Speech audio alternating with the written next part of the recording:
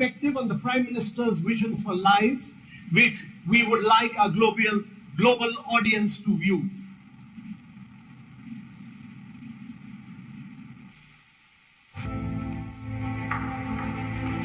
Earth is our home. It is 4.5 billion years old, and the only home we have.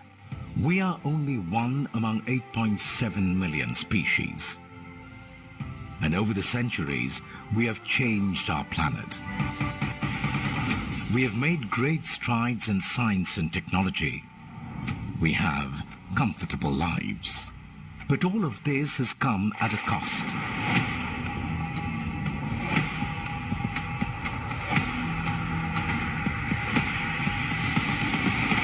Our actions are harming the planet.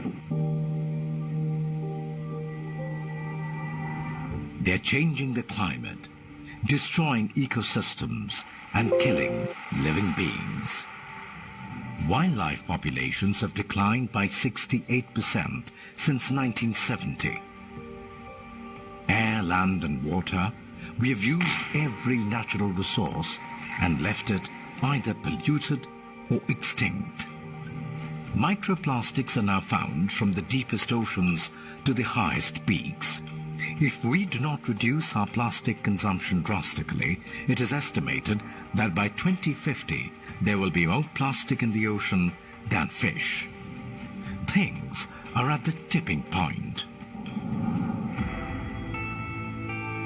Every choice that we make, every action that we take, echoes in the natural world long after we are gone. Today we stand at a juncture that was chosen for us by those who came before us. This is a critical time in the history of our planet, and we must make the right choices. India has always inspired the world with innovative solutions to complex problems. Sustainability is embedded in the Indian way of life, in our tradition and culture.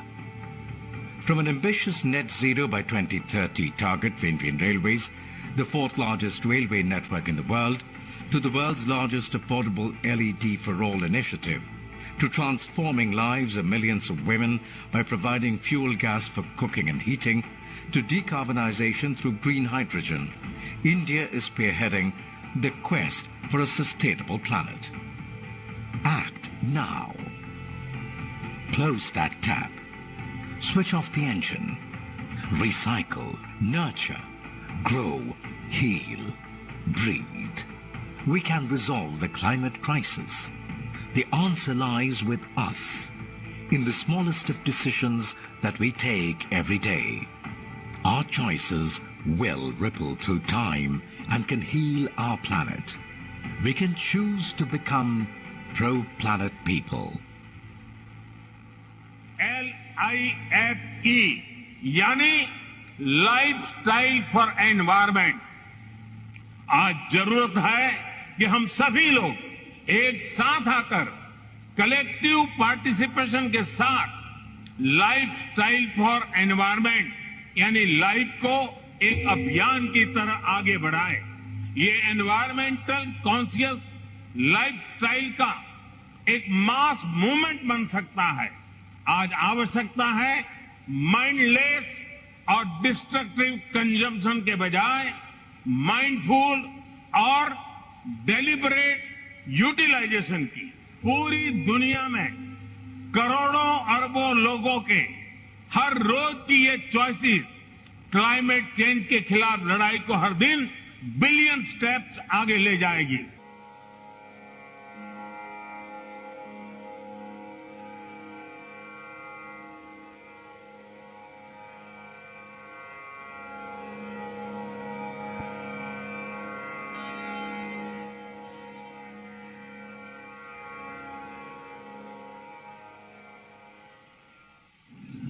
I would now like to invite, on the occasion of the World Environment Day, the Minister of Environment, Forest and Climate Change of the Government of India, Mr. Bhupender Yadav, to give his opening remarks.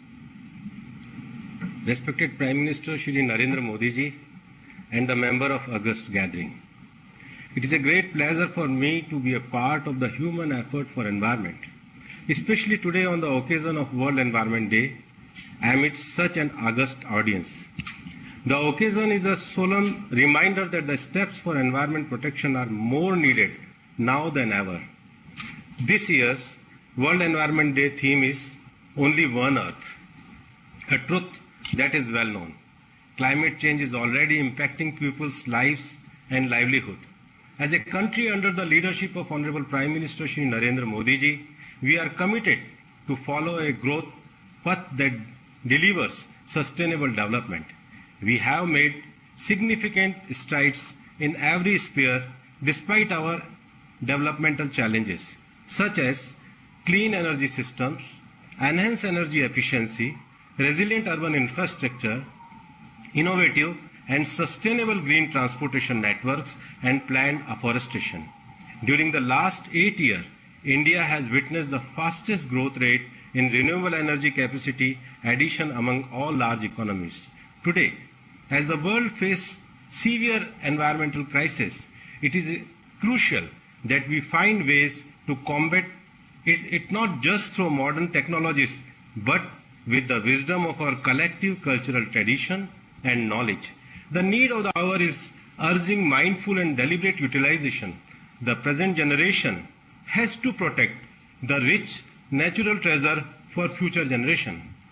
Achieving sustainable patterns of consumption and production is critical if we are to overcome the planetary crisis of climate change. As we are intimately linked with environment for survival, the world must focus on conserving natural ecosystem. Collective effort are needed to chart a new low-emission path. Most recently, at COP26 in 2021, the Honorable Prime Minister highlighted the importance of individual behavior change for catalyzing climate action as part of the Lifestyle for Environment LiFE movement. The launch of LiFE Global Call for Action envisioned to make individual behavior change the center of climate action narrative in the world and make sustainable lifestyle a global mass movement. With these words, I extend my best wishes to all the people worldwide and hope that we can make collective and innovative effort to make our planet cleaner and greener. Thank you very much. Thank you, Honorable Minister. I would now like to invite Mr. Bill Gates, co-founder Microsoft and co-chairman Gates Foundation, a humanitarian who's been a key supporter of environmental and climate causes through his varying initiatives, including the work on Nudge, which his foundation is undertaking in India. He joins us from Seattle. Thank you, Prime Minister Modi, for inviting me to speak at the launch of this important initiative, Lifestyle for Environment Movement. This is a critical time in the fight against climate change. People all over the world are already being affected by a warmer climate. For example, we have seen impacts like the catastrophic floods and unprecedented heat waves that have struck India and South Asia in recent weeks. In a typical year, the world is still emitting over 51 billion tons of greenhouse gases. Countries like the United States need to take the lead in reducing these emissions and making sure there's technologies that make it easier for all countries to do the same. I'm inspired by India's leadership and efforts to curb the rise in emissions, and I was excited to learn about the LiFE movement and its potential to draw in the full power of collective action.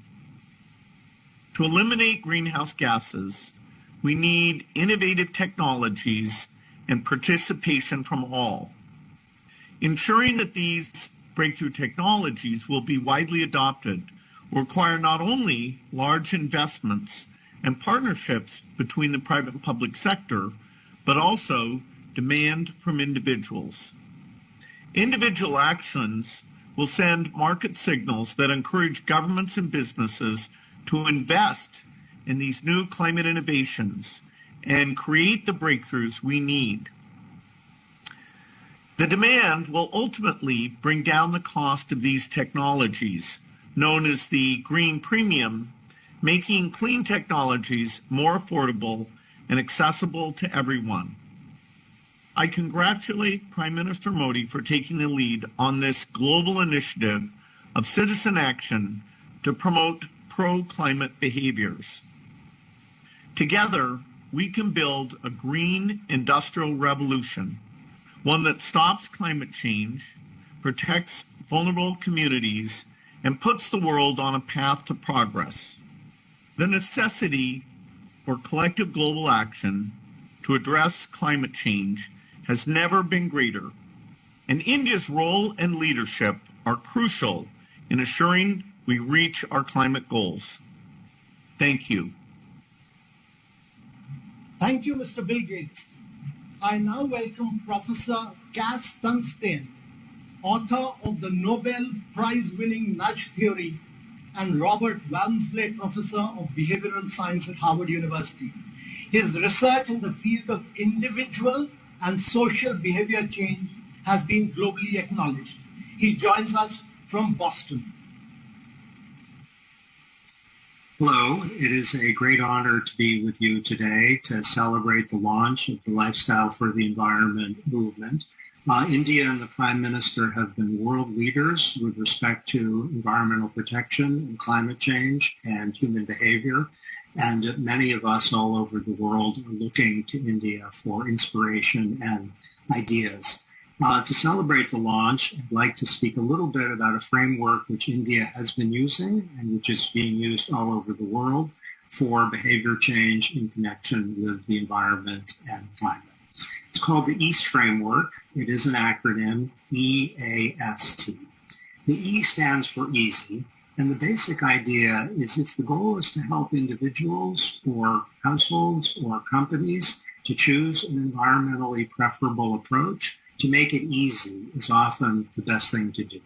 The A is for attractive.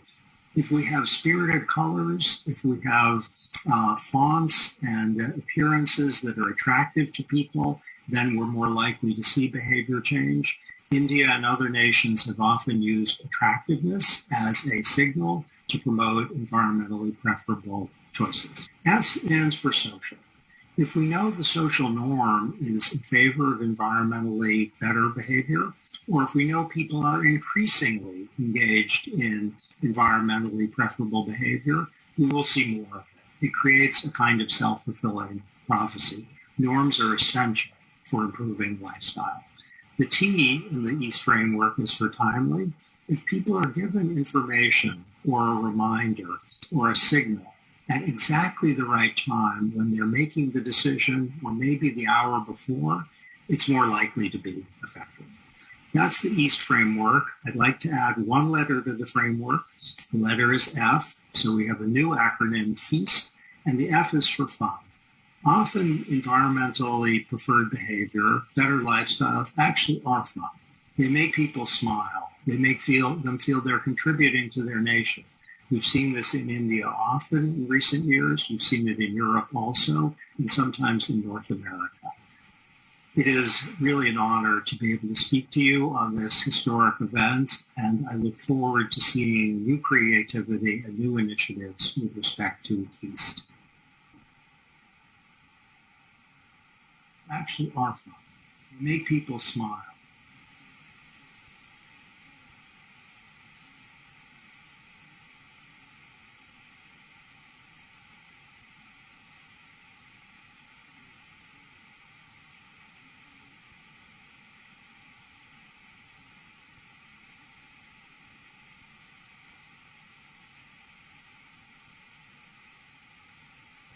Cass Sunstein. The UN agencies are playing a leading role in combating climate change at the global level and are playing a key role in governments and institutions embracing environment-friendly solutions. I now call upon Ms. Inga Anderson, Executive Director of the United Nations Environment Programme, to make her statement. She joins us from Stockholm. We are in the midst of a triple planetary crisis: the crisis of climate change, the crisis of biodiversity loss, and the crisis of pollution and waste. This is a crisis created entirely by decades of relentless and unsustainable consumption and production. Our current consumption patterns require 1.7 Earths to fulfill, but we all know this is not possible because we have only one Earth. How we live and consume matters, and matters greatly. I welcome the launch by the Prime Minister of India of the Lifestyle for the Environment, or LiFE movement, on World Environment Day. Because every person and every country needs to lead for the planet. With more than 1 billion people and home to a thriving generation of innovation and entrepreneurship, India is central to global environmental action. I look forward to following your progress as you launch this hugely important movement, because when India leans in, the world watches and follows. We at UNEP look forward to supporting the government of India and its people in pushing forward on the sustainable consumption and production agenda as India assumes the presidency of the G20 in 2023. Because we can all tread lightly on this planet and live in harmony with nature. Because we have only one Earth. Ms. Inga Anderson, I would now like to invite the Administrator of the United Nations Development Programme, Akin Steiner, to deliver his remarks on the occasion of the World Environment Day and the global launch of the LiFE movement. He joins us from New York. Excellencies, ladies and gentlemen, it is a great privilege to join His Excellency the Prime Minister of India, Shri Narendra Modi, and other distinguished guests for the launch of the Lifestyle for Environment Global Call for Ideas and Papers on World Environment Day. It takes place as the world came together at Stockholm Plus 50 to celebrate the world's many environmental accomplishments since the year 1972. In those 50 years, the world has concluded over 500 multilateral environmental agreements. Yet we all know we must do better as our natural world continues to be degraded and destroyed while climate change intensifies. The United Nations is working side by side with countries and communities, helping them to decarbonize and restore our natural world while driving forward human development. For instance, through our climate promise, UNDP is supporting over 120 countries to enhance and now implement their nationally determined contributions under the Paris Agreement. And countries like India are serving as a kinetic energy behind decisive climate action on the world stage. That includes its work through cutting-edge initiatives such as the International Solar Alliance, the Coalition for Disaster Resilient Infrastructure, and One Sun, One World, One Grid, which aims for interconnected solar energy infrastructure at a global scale. Last year at COP26 in Glasgow, Prime Minister Modi advanced the idea of Lifestyle for Environment, or LiFE. It builds upon the idea that individual behavior and action are a key part of our collective climate responsibility. It aims to attract some of the world's very best solutions to drive climate-friendly behavior amongst individuals and communities, from grassroots innovators to academia to international organizations and beyond. As ever, please continue to rely on the support of the United Nations and UNDP as we help to make LiFE a global movement to change the way we live. Like nature, all of us must now be part of a metamorphosis to secure the future of both people and planet. Thank you. Thank you, Mr. Akin Steiner. Now let us hear from the institutions which are driving the global discourse on climate change. I would like to invite Mr. Ani Dasgupta, CEO and President of the World Resources Institute, WRI, to deliver his remarks. WRI has helped develop practical solutions to improve people's lives and works to ensure that nature thrives. Mr. Dasgupta joins us from Washington, D.C. What a wonderful, wonderful occasion. It's a privilege to be part of it. I want to congratulate India and Prime Minister Modi for this exciting launch. And thank you for paving the way for a much-needed global movement, a much-needed global conversation on how we live, how we consume, how we take care of the planet. The science couldn't be clearer. We consume 100 billion tons of raw material every year as a planet today. Only 8.6% of it is circular or turns around. As you heard from Inger, there's not enough planet for us to live the way we live. It's clear circularity, or how we actually consume, how we live, has to be part of the solution. For us to get to from where we are in 2022 to get to 2030 or 2050 goals of the world, every lever of change has to change. That means also very much how we live, how we consume, how we take care of our lives is very important. So I can't overemphasize, Prime Minister, the importance you put to bring people to the movement, our lives to the movement. It doesn't mean consuming less for everyone. Prime Minister very correctly says it means thoughtful utilizations. It actually might mean consuming more for some. There are 800 million people in the world who don't have standard electric connection. It's thoughtful utilization. For 100 years, I think we have connected success or prosperity with consumption. I see this movement, Prime Minister, as reversing that and valuing taking care of the planet as success and prosperity. I can't overemphasize the importance of India launching this movement.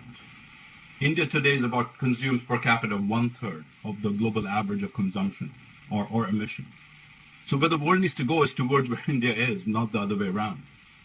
And it's not just emission in India. India and his ancient societies across the world, due to necessity and due to wisdom, have found ways to live with nature, to thrive nature, to take care of nature. That knowledge needs to be part of our collective knowledge now.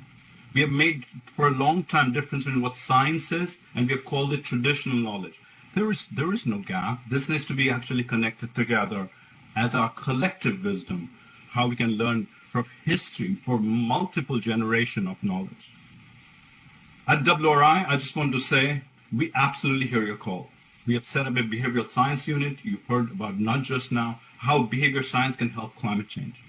We absolutely work with Amitabh and his team on multiple things, including training the next generation of 5,000 leaders for your call to get where India needs to get to in Glasgow.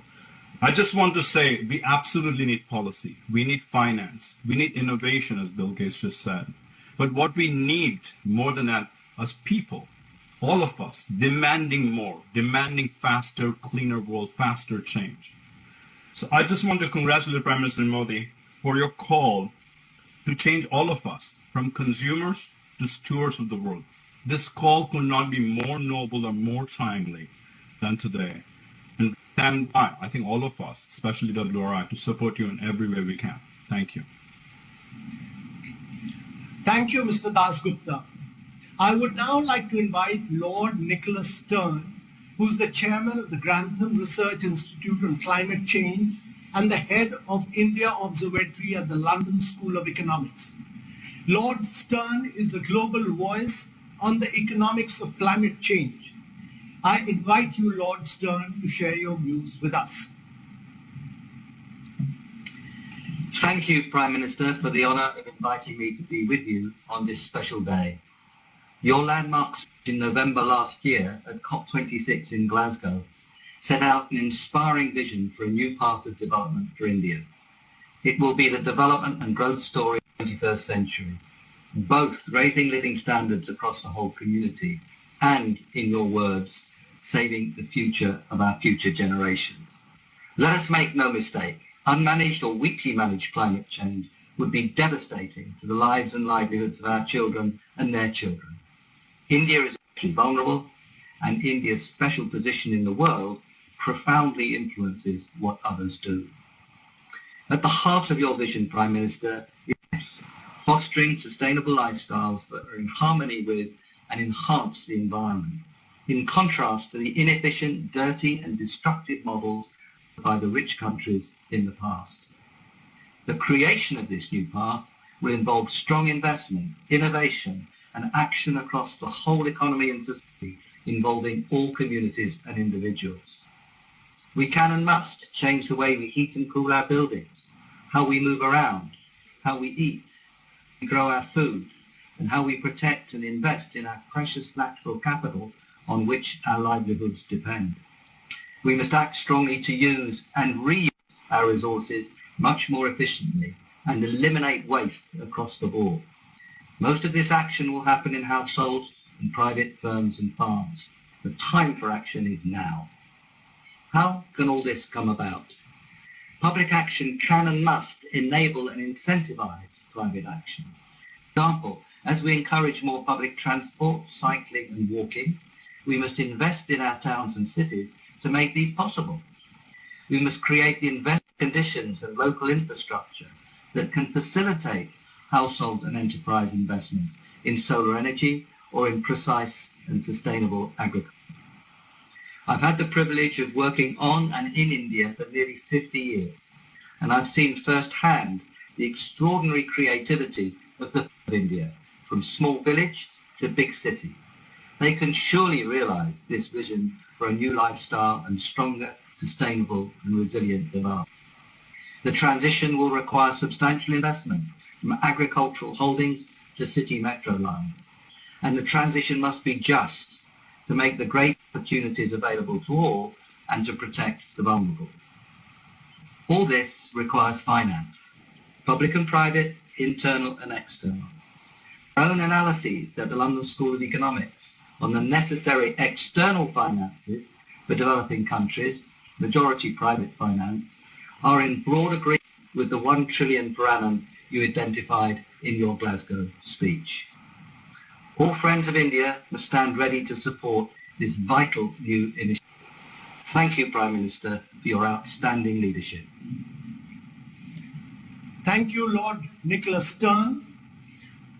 If individuals can make an impact, so can nations. For nations to make impact at a large scale, financing environment-friendly infrastructure projects is of essence, and World Bank is leading from the front. I would now like to invite World Bank President Mr. David Malpass to deliver his address.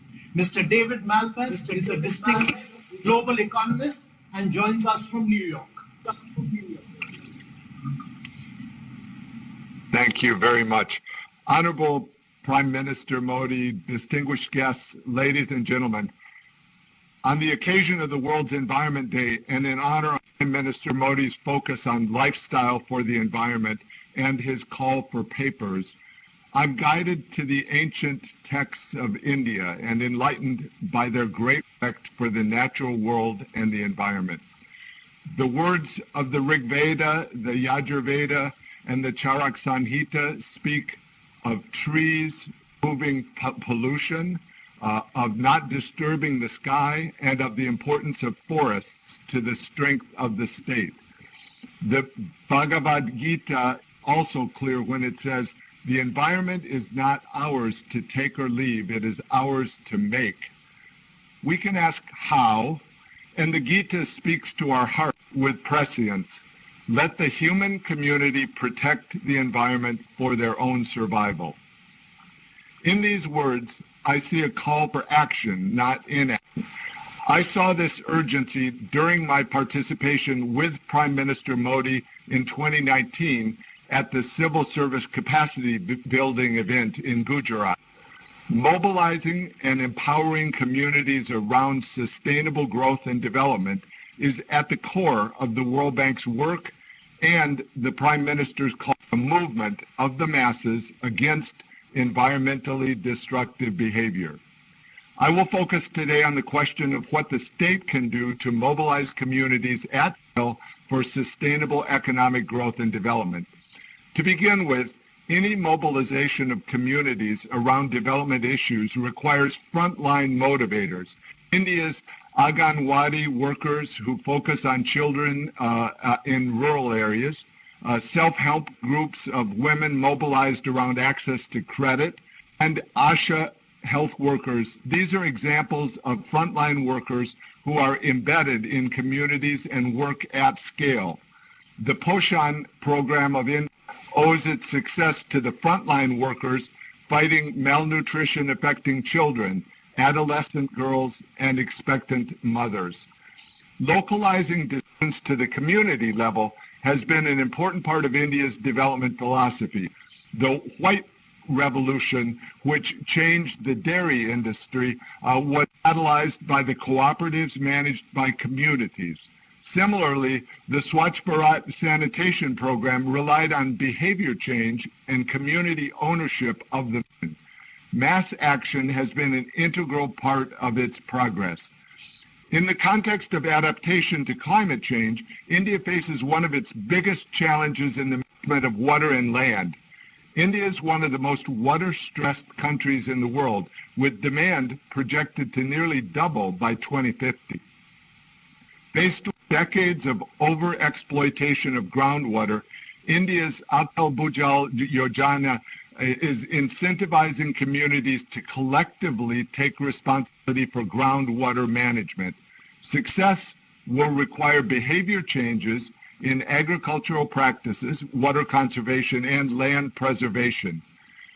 To address the problem of the commons, it offers local decision-making where local administrations and communities jointly take responsibility for better water management, and with the goal of doubling farmers' incomes, improving water use efficiency on a mass scale, and improving cropping patterns.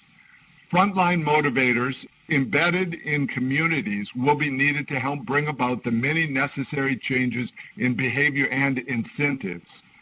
Getting prices right remains a vital prerequisite for changing behaviors of communities and strengthening the economy. Farmers will have little incentive to preserve groundwater in states where free electricity, the cost of pumping groundwater close to zero.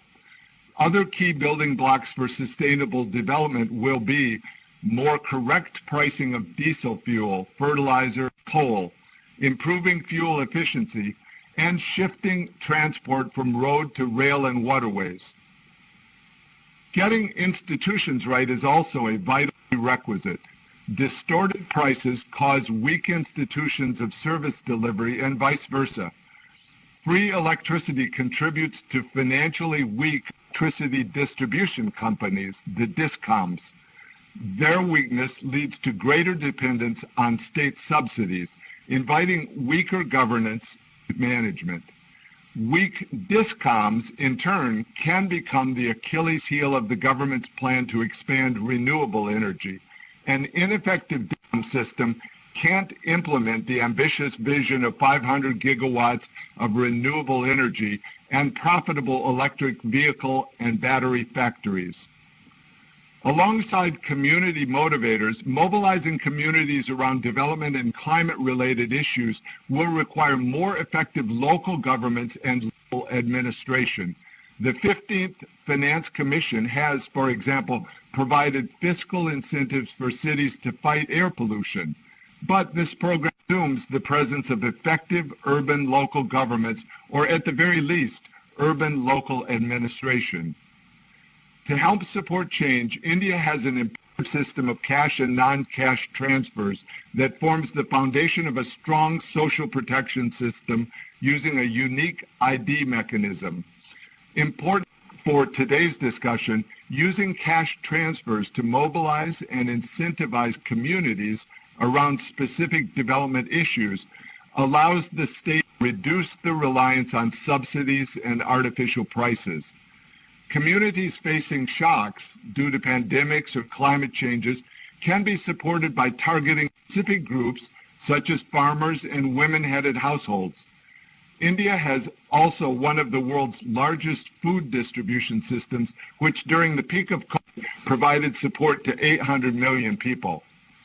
Prime Minister Modi is right that communities have successfully mobilized around development programs and can do more.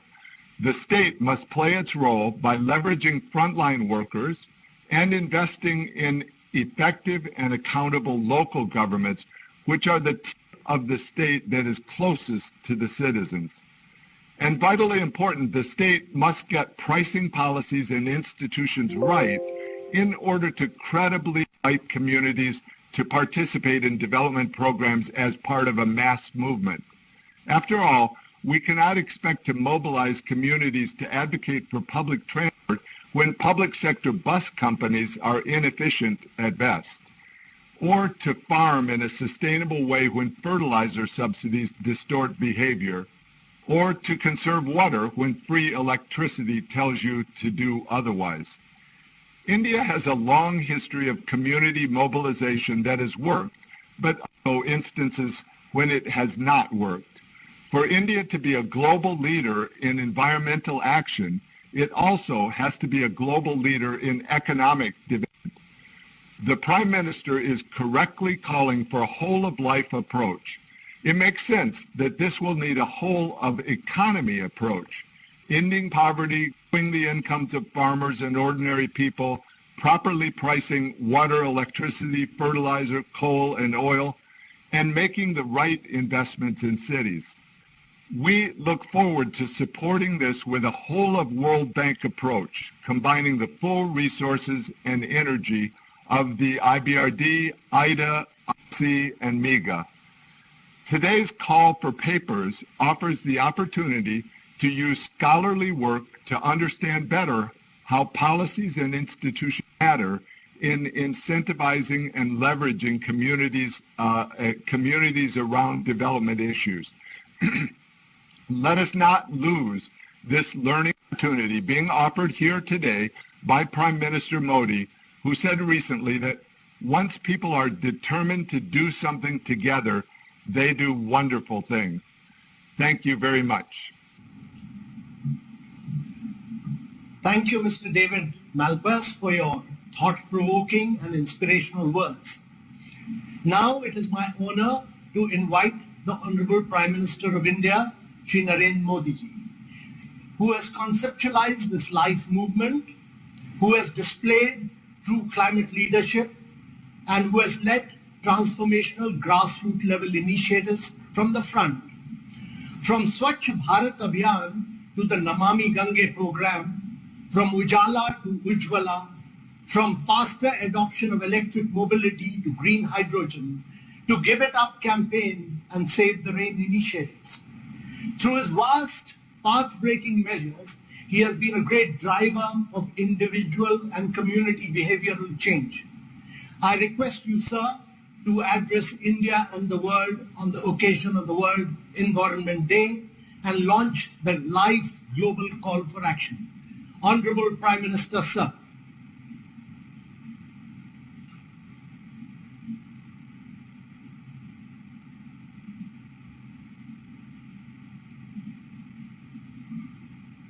Namaskar.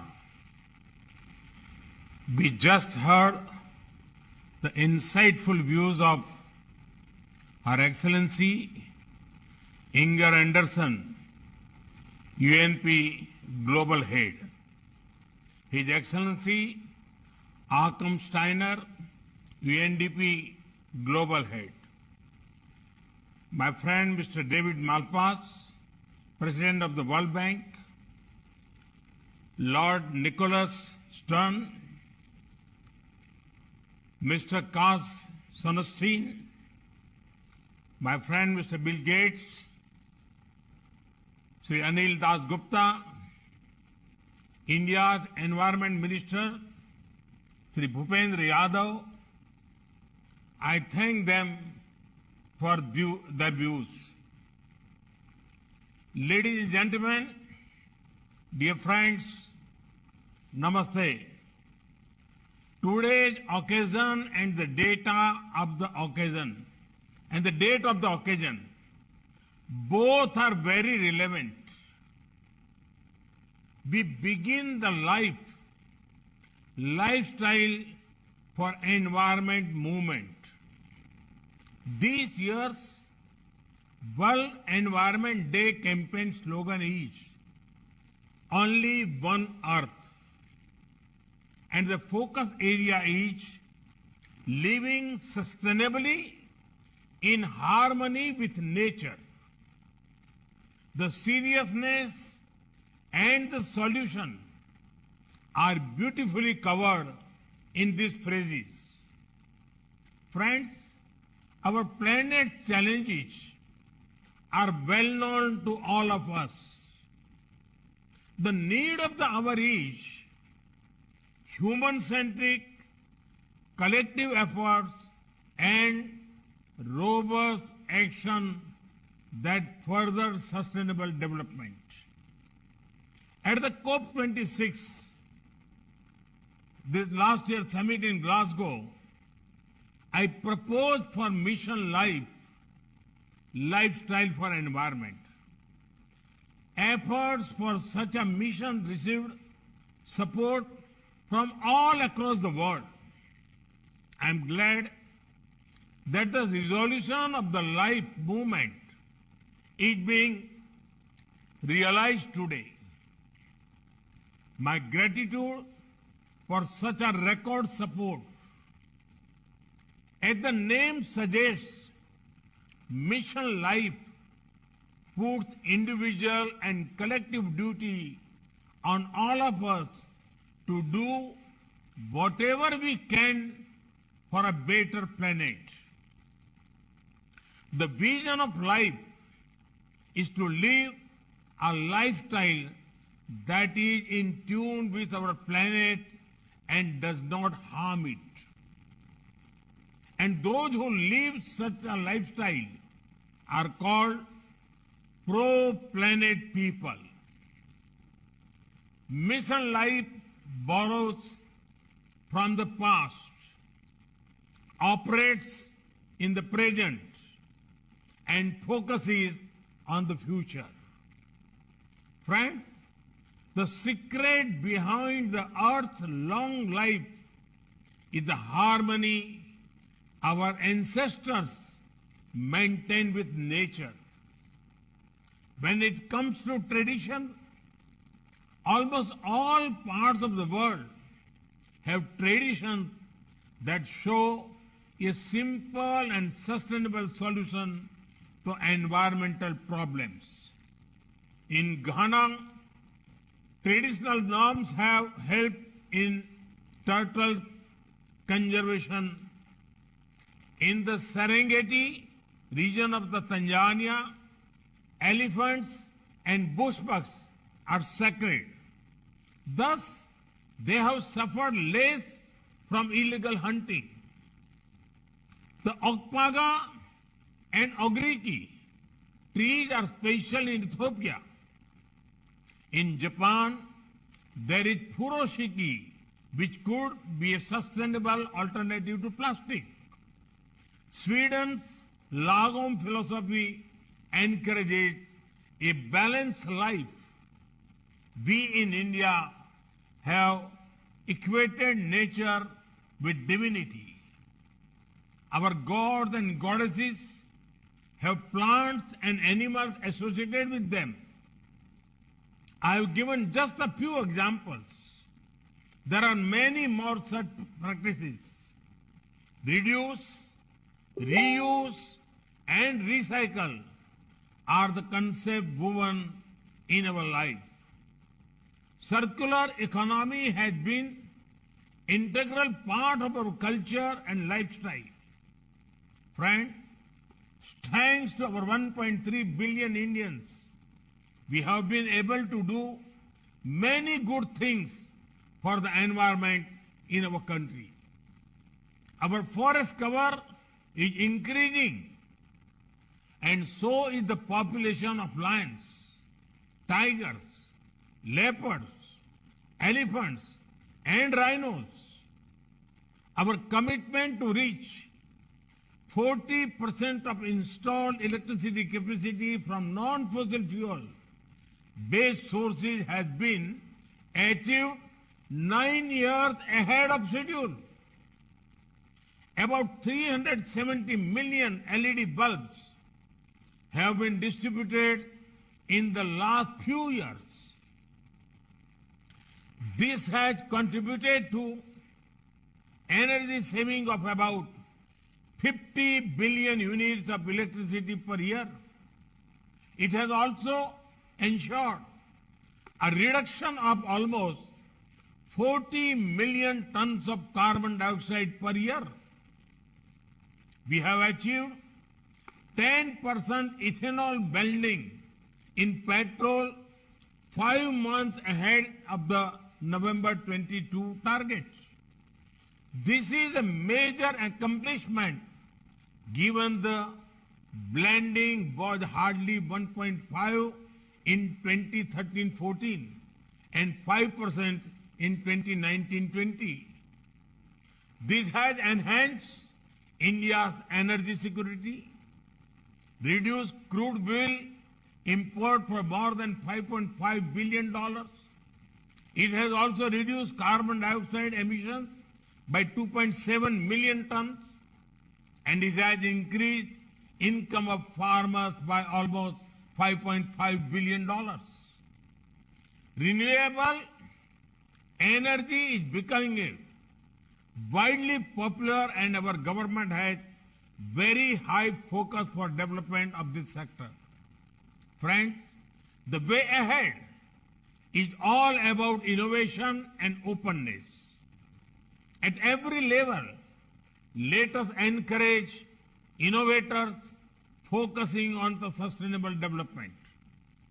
Technology can be a great supporter to achieve this. When tradition and technology meet, the vision of life will be taken further. I especially urge those in the academic world, researchers, and our dynamic startups to think about this. Their youthful energy is exactly what the world needs at this crucial time. We should also be open to sharing our best practices with others and learning from the successful practices of others. Mahatma Gandhi talked about a zero carbon lifestyle. In our daily life choices, let us pick the most sustainable options. Let us follow the principle of reuse, reduce, and recycle. Our planet is one, but our efforts have to be many. One earth, many efforts. Friends, India stands ready to support any effort for a better environment and to further global wellness. Our track record speaks for itself. We are proud to have taken the lead in making yoga more popular. Initiatives like the International Solar Alliance, the focus on one sun, one world, one grid, the Coalition for Disaster Resilient Infrastructure are making major contributions. We are glad that the world is supporting these efforts. I am sure that the LiFE movement will further unite us and ensure a secure further for the coming generations. I once again invite the world to be a part of this journey. Together, let us make our planet better. Let us act together. It is time for action. Action for life. Action for lifestyle, for environment. Thank you. Thank you very much.